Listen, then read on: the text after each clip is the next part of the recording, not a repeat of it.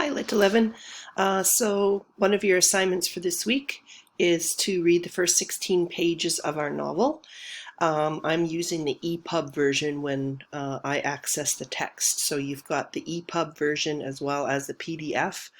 There's no major difference. The page numbers are all the same.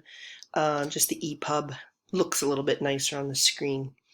So again, Sherman Alexie, our author, we learned quite a bit about him earlier in the year when we studied his short story, The Only Traffic Signal on the Reservation Doesn't Flash Red Anymore. If nothing else, you'll remember it for its very long title. This book as well has quite a long title, The Absolutely True Diary of a Part-Time Indian.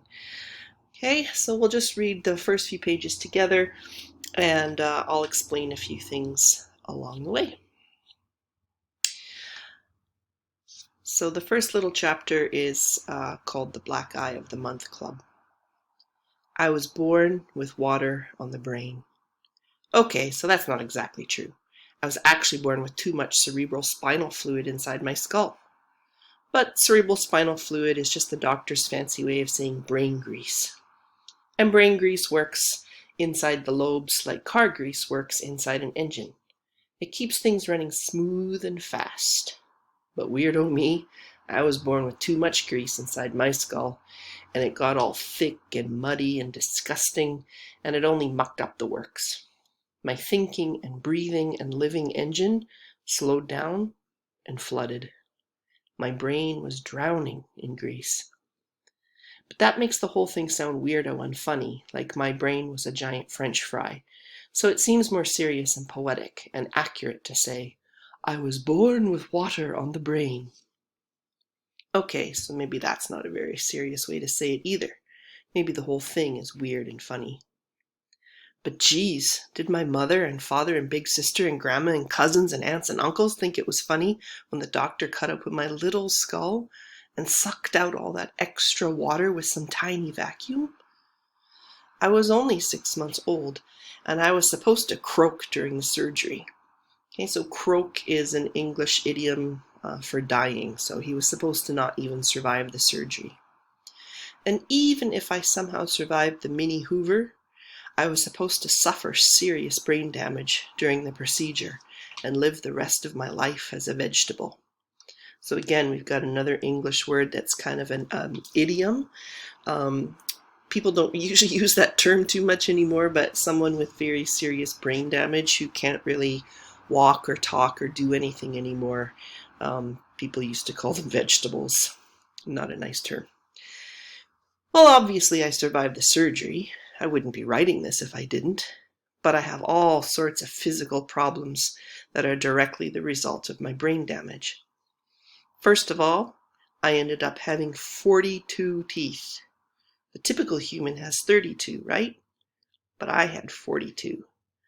10 more than usual, 10 more than normal, 10 teeth past human.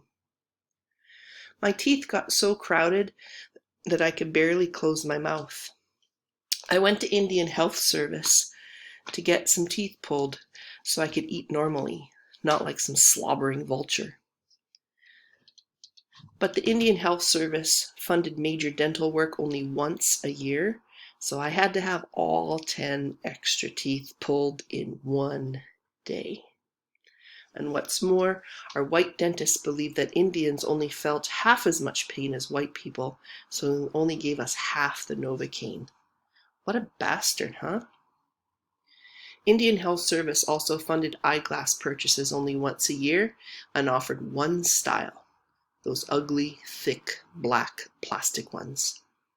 My brain damage left me nearsighted in one eye and farsighted in the other, so my ugly glasses are all lopsided because my eyes are so lopsided. I get headaches because my eyes are like enemies, you know? Like they used to be married to each other, but now they hate each other's guts. And I started wearing glasses when I was 3, so I ran around the res looking like a 3-year-old Indian grandpa. And oh, I was so skinny, I'd turn sideways and disappear. But my hands and feet were huge. My feet were a size 11 in 3rd grade. With my big feet and pencil body, I looked like a capital L walking down the road. And my skull was enormous. Epic. My head was so big that little Indian skulls orbited around it. Some of the kids called me Orbit, and other kids just called me Globe. The bullies would pick me up, spin me in circles, put their finger down on my skull and say, "I want to go there." So obviously I looked goofy on the outside, but it was the inside stuff that was the worst. First of all, I had seizures, at least 2 a week. So I was damaging my brain on a regular basis. But the thing is, I was having those seizures because I already had brain damage, so I was reopening wounds every time I seized. Yep, whenever I had a seizure, I was damaging my damage. I haven't had a seizure in 7 years, but the doctors tell me I am susceptible to seizure activity. Susceptible to seizure activity. Doesn't that just roll off the tongue like poetry? I also had a stutter and a lisp. Or maybe I should say I had a stutter and a lisp. You wouldn't think there's anything life-threatening about speech impediments, but let me tell you, there's nothing more dangerous than being a kid with a stutter and a lisp. A 5-year-old is cute when he lisps and stutters. Heck, most of the big-time kid actors stuttered and lisped their way to stardom. And geez, you're still fairly cute when you're stuttering and lisping 6, 7, and 8-year-old, but it's all over by the time you turn 9 and 10. After that, your stutter and lisp turn you into a retard. Okay, a note on that word: we do not use that word in polite Canadian society anymore, but of course Alexi is, this character, the narrator, is a kid still, he's a teenager, and using the word in a way that honestly, even in Canada, people used to use that word quite commonly even 20 years ago. But I wouldn't walk around using that word nowadays. And if you're 14 years old like me, and you're still stuttering and lisping, then you become the biggest retard in the world. Everybody on the res calls me a retard about twice a day. They call me retard when they're pantsing me, or stuffing my head in the toilet, or just smacking me upside the head. I'm not even writing down this story the way I actually talk, because I'd have to fill it with stutters and lisps, and then you'd be wondering why you're reading a story written by such a retard. Do you know what happens to retards on the res? We get beat up, at least once a month. Yep, I belong to the Black Eye of the Month Club. Sure, I want to go outside. Every kid wants to go outside, but it's safer to stay at home. So I mostly hang out alone in my bedroom and read books and draw cartoons. Here's one of me. I draw all the time. I draw cartoons of my mother and father, my sister and grandmother, my best friend Rowdy, and everybody else on the res. I draw because words are too unpredictable. I draw because words are too limited. If you speak and write in English or Spanish or Chinese or any other language, then only a certain percentage of human beings will get your meaning. But when you draw a picture, everybody can understand it.